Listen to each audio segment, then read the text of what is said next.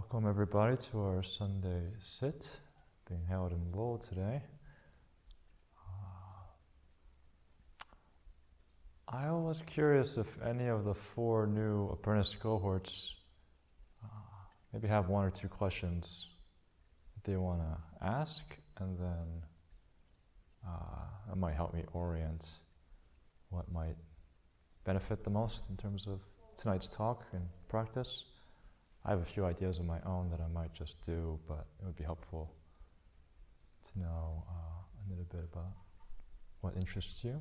So if any of you have a question or topic that you're curious about or not sure about or wondering about, if you just want to raise your hand, and I'd love to hear if you got anything.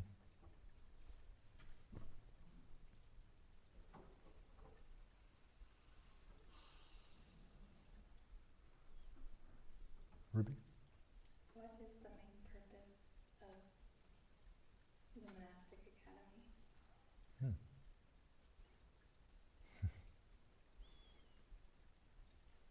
Most important and hardest to answer question. Anything else? It's okay if you don't have one. I'm not going to force you to ask or anything. Just want to give you enough time to.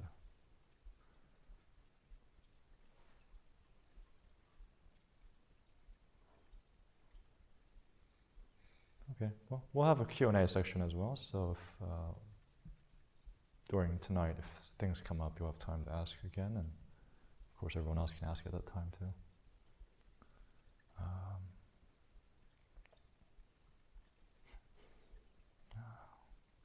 So I came out of the solitary cabin retreat just a week ago after 10 weeks being in the cabin just back there. And it's only been 7 days, but it feels like a lifetime ago that I was in that cabin. Life came very quickly back to, everything came back to ask for my attention. So,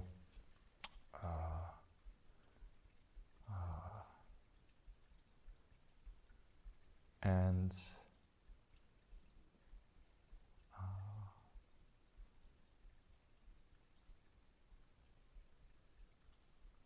I'm really happy to be back, but I miss the cabin. The cabin was simple, and the world is complicated. And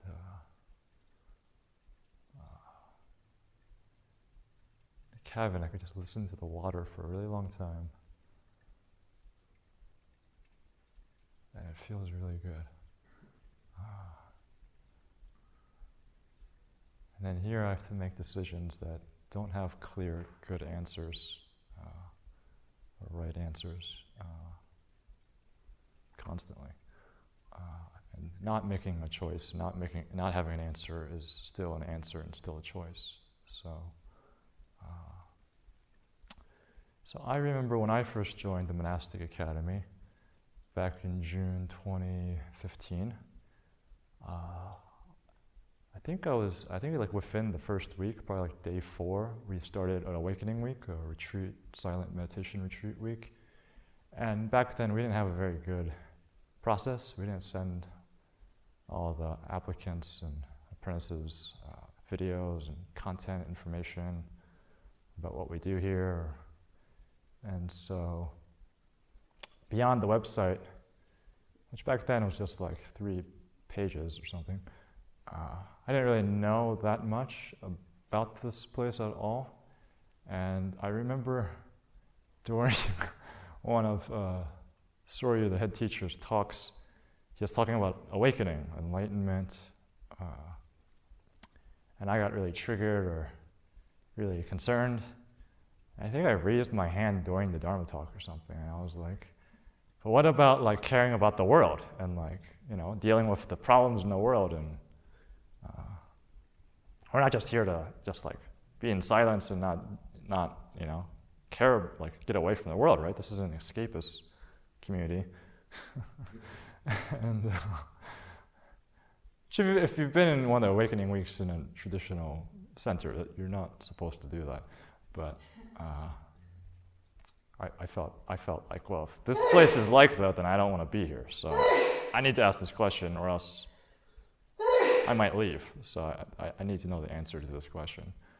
And Surya very graciously and kindly explained what we do here, and said, one half of the training is awakening, another half of the training is responsibility, and here we learn both of these and how to integrate these two sides. And in this given week, an awakening week, we focus on the awakening side as our training, and then the other 3 weeks of the month we focus primarily on the responsibility side and how to integrate these two facets to the point when we realize that they're not two separate things at all. And that's the high bar. And so it makes sense that I spent about 75 days in that cabin in silence, focusing on awakening, trying to deepen my own practice and break through to realize what I haven't realized yet, and coming back, dealing with responsibility and trying to do good in the world and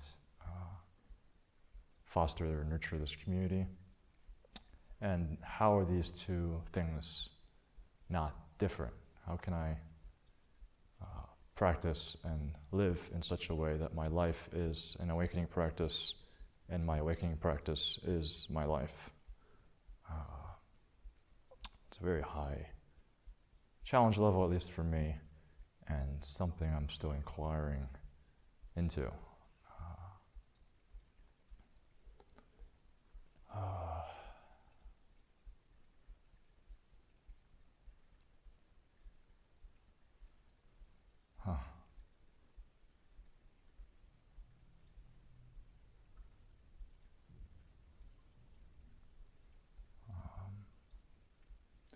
You could say a lot of the world's problems today are due to a well-intended but often very damaging approach to the world and life, that we see problems and we want to fix them, make sure they never happen again. And I would say one of the things that's lacking in the world today that maybe wasn't so lacking in the past was a deep community that cared about things beyond themselves, that believed that it was possible that there were people in the world that could cultivate virtue, that could cultivate mindfulness, that could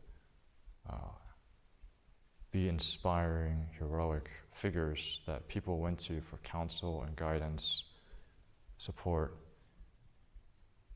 That sages existed, that awakening was a real thing, not just something in books somewhere else in some other far-off country, but that it's possible that there were courageous, caring,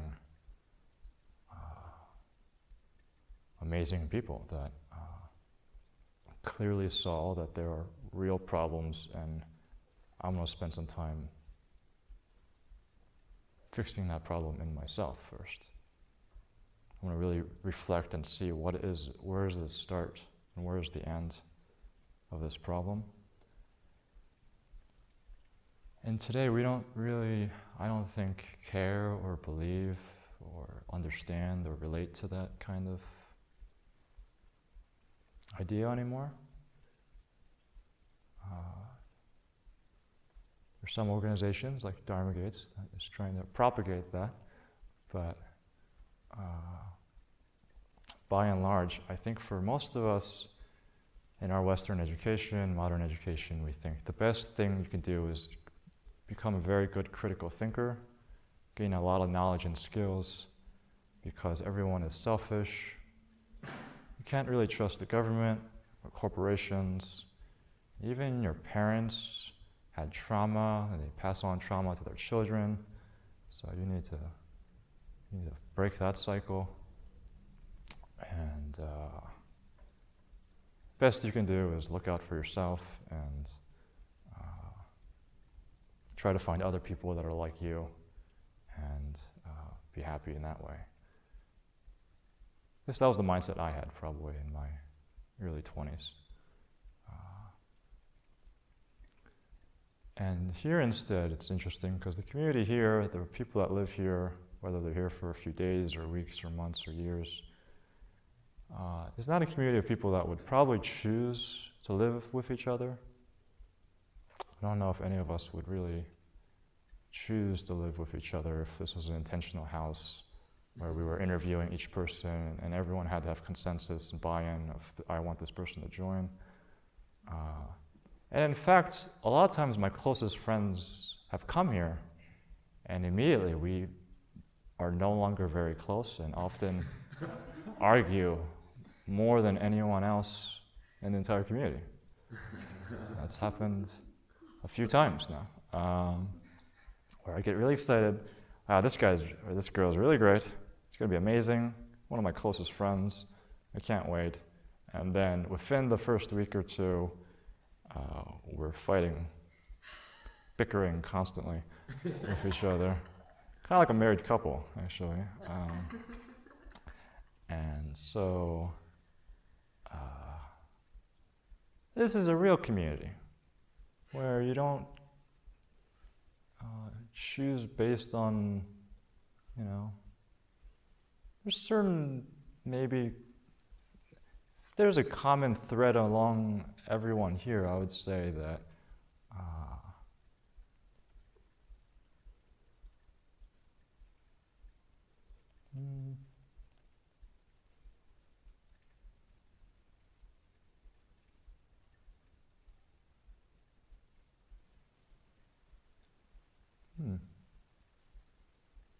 I was going to say one word, but then I was like, I don't know if that's true. Which word is it?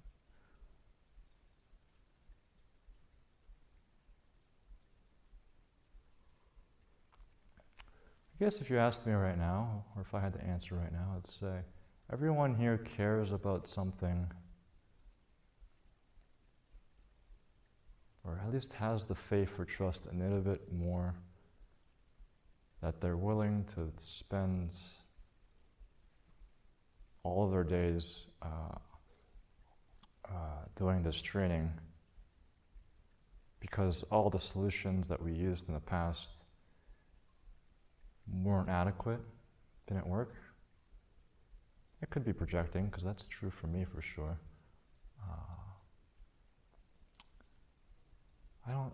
If it was possible, I think most of us wouldn't be here if one of the ways we tried before actually worked. We're like, oh, if I just do like dance, then I'm happy and that's enough. Or like, if I made a lot of money and now I can buy good things and, give gifts to my parents and be seen, perceived as a successful person, that's enough. Or I'm really smart, I have a PhD and I can write nice articles and essays where people around the world send me emails saying how smart I am. That'd be enough, and I'm probably pissing off a lot of people if they ever watch this, but maybe not, I don't know. But it wasn't enough, otherwise we wouldn't be here, I mean, it's gorgeous out here, it's like really beautiful Vermont scenery, and everyone here is amazing, and the training is amazing, and it's hard. Why is it hard? Even though the outside is beautiful, even the inside here is really beautiful. People, this is probably the nicest group of people I've ever lived with, actually. And yet, it really can suck to be here sometimes. It's a real mystery.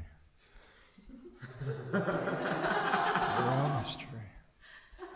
What is the common cause for this? It's a good question. And if there's suffering here, if there's problems here, then wow, it must be really hard to tackle other bigger problems in the world that involve a lot of people who haven't come to the point where they realize oh, everything that I've been doing doesn't work. And in fact, feel threatened that you're trying to trying to change them, trying to change their way of life, or tell them that they're wrong of how they live or how they make decisions. At least here, everyone's, to some degree, has that in common, such that we're willing to live in rural Vermont and live in this strangely very hard way that mystery why it's so hard.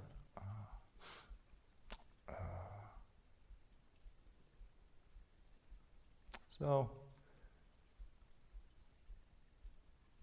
I would say, if I had to answer right now, one of the things that we do here is figure out how to answer this question. Why is it I'm suffering even here in this beautiful place where I'm fed and I have a warm bed and there are good friends that I get to see every single day? The work is impactful and meaningful such that none of the residents, the apprentices, are paid, and yet they often come to me and say, I need more time for work. I don't have enough time to work, which I don't know if anyone's worked a real job in like the white collar world of like offices, but people don't really say that very often. Usually, most people working like a professional or retail job or something, usually the motto is, how do I do the least amount of work and not get caught for any mistakes and make the most amount of money? It's usually the motto for a lot of working people. Not everyone, of course. There are a lot of different motivations. But I've worked in that world, and that's definitely the motivation for a lot of us when we're working. And here, everyone often really wants to work more and do a really good job. And so, real inquiry, why is it so hard to be here? Now, you could point to obvious things like, well, we don't sleep enough, or, I want to eat eggs or something. But if that's a cause for suffering, I know a lot of working people and parents who sleep less than 6 hours a day. I worked from home before I came here, and I often slept less than 7 hours a day when I could have easily slept 10 hours a day, but didn't for whatever reason. So we really try to come to a place where, how can I answer this question? And if we really throw ourselves in, I think it naturally leads to this question of how do I serve and how do I get out of my own way so that I can do that service.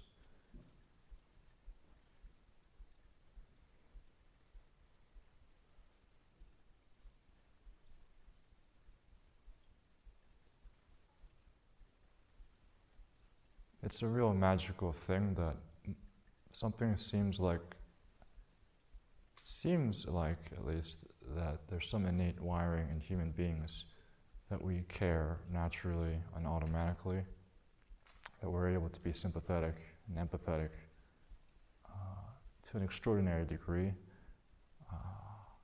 A week ago when I was hanging out with Tashin and Daniel, and all three of us had just finished our solitary retreats, we all talked about how much we fell in love again with nature and explored the land more than we ever have before. And it's interesting because, here we do construction every once in a while, and there's a question about needing to dig up the earth or cut down trees. And there was one week where I saw bears 3 times, and then there was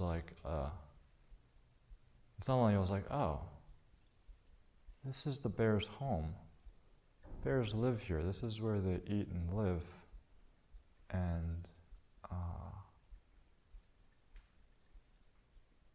then it was a much more direct experience of oh, I really need to weigh if we ever want to do anything up here that this is also the bears' home.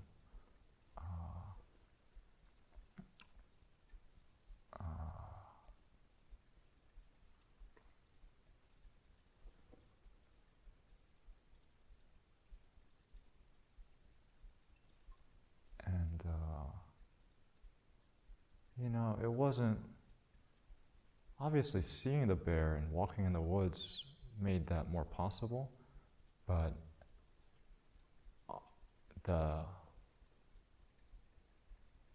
it was really the practice of becoming resensitized, letting myself feel again, and really connecting with everything and dropping away all the stories and ideas of who I am and what I am, that made that connection, I think, possible. And now the responsibility side of how do I live and how do I make good choices so that all the human beings can have that kind of sensitivity, that kind of connection, or at least, if not every human being, then at the very least that we change the culture that we have now, where a bear or a tree is just an object that's like calculated by economic value or like emotional sentiment or like entertainment or whatever. It's an object. How do you create a culture, a human culture that doesn't just value human beings as the top most important thing that everything should get filtered through, and particularly the human beings that I care about, and particularly me, but instead you create a different culture that teaches a way to get out of your own head, because the biggest reason why it's hard to live here, I would say, is because it demands that you get out of your own head, that you get out of your own way, and you stop prioritizing yourself first and foremost in every moment of the day. It's interesting because in the West, we really prioritize meditation and awakening as like, that's what Buddhism is, and that's like what's important. And yet, if you read the original Pali scriptures, the Buddha often said that that's like a later thing he teaches people. That's like step 6 or something.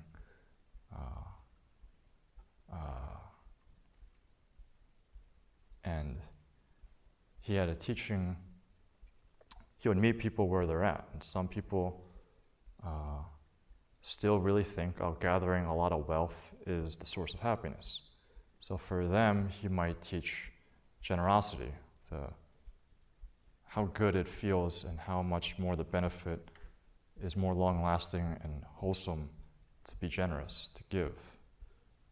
That hoarding and constantly acquiring wealth is not the best or most wholesome, pleasurable form of living. And then, so he had a lot of trainings, depending on where the person was. And then at the level of, say, a monastic, a person that entered the community that formally said, I want to follow you, he might teach virtue or discipline, that a person should feel ashamed if they do something wrong and strive diligently to improve their character so that they can be proud of who they are and what their character is like, and that they've made great strides and changed who they are to become a better person. That was the level of virtue, of character building. And a lot of that is done here, especially in your first few months or weeks or years, that your intentions, your actions are often questioned or given feedback. Your shoes were left out. Someone left a cup in the kitchen, didn't clean it. Your bedroom isn't clean. The way you spoke to this other person, I think, wasn't helpful or skillful. Constantly given feedback. And for most of us, we don't like that. Feels like who I am is being attacked. Feels like, it seems like it's reaffirming, pushing that button in us that says I'm inadequate, or I'm a bad person, or I'm always going to be alone, or I don't know how to do anything. And so we don't like feeling that button getting pushed. And that's the virtue training. And then much later on, we get into, once we establish ourselves in virtue, then it's kind of easier to actually notice, be mindful of what's happening. Because deep down we know if I'm living out of integrity, it's better to numb myself out. Because that's the best available option that I might have. If I'm not in integrity, if I don't like how I'm acting, if I feel like I have bad character, then it makes sense. I'm going to watch YouTube, or I'm going to read a bunch of articles, or find some way to drown myself out because I don't have a tool to work with my character. But if we have good character, if we can be proud of our character, to whatever extent we've developed it, cultivated it, we don't have to also deal with that baggage and can actually then be mindful. Just looking at the trees, seeing the lights, hearing the sounds, feeling my body. What a relief. And then with that mindfulness, we can cultivate concentration, actually paying attention to just whatever our focus space is, and not needing to manage or fix our experience or be scared of other people or the environment. We can finally surrender and let go and trust and have faith that, I might lose all sense of what I usually think is my reality, but it's okay. And then we can realize insight. When we put away all of our normal perceptual filters and normal ways that we distort our experience through the sense of us and me and I can see how are things really. And of course, character really matters, mindfulness really matters, concentration really matters. But until a person has real insight, all of those are just conditioned, temporary, manufactured activities that are good. They're not bad, they're good. They're good. So you should practice them. That's why I said you train in these gradually. You should do them. You should have good character. You should have strong concentration and mindfulness. You should do that. But it's still,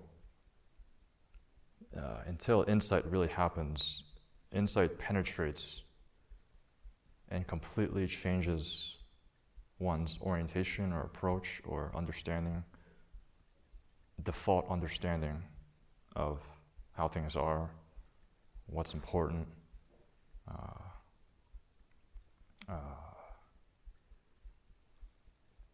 Not needing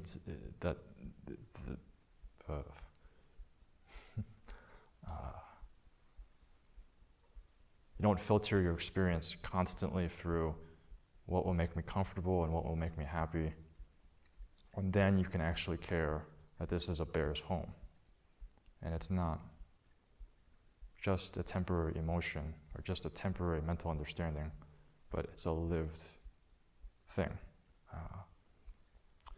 And so until we have that insight, there's always the danger that there's just some ego selfishness that's going to take over again.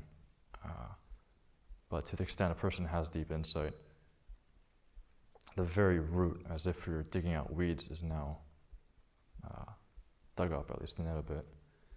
And so here we practice, how do we get to the point where we can have insight and fundamentally change how we relate to our experience in our lives. And to the extent that we can do that, we can completely give up our lives in service to what's good. And giving up our lives to doing what's good naturally is our awakening at that point. So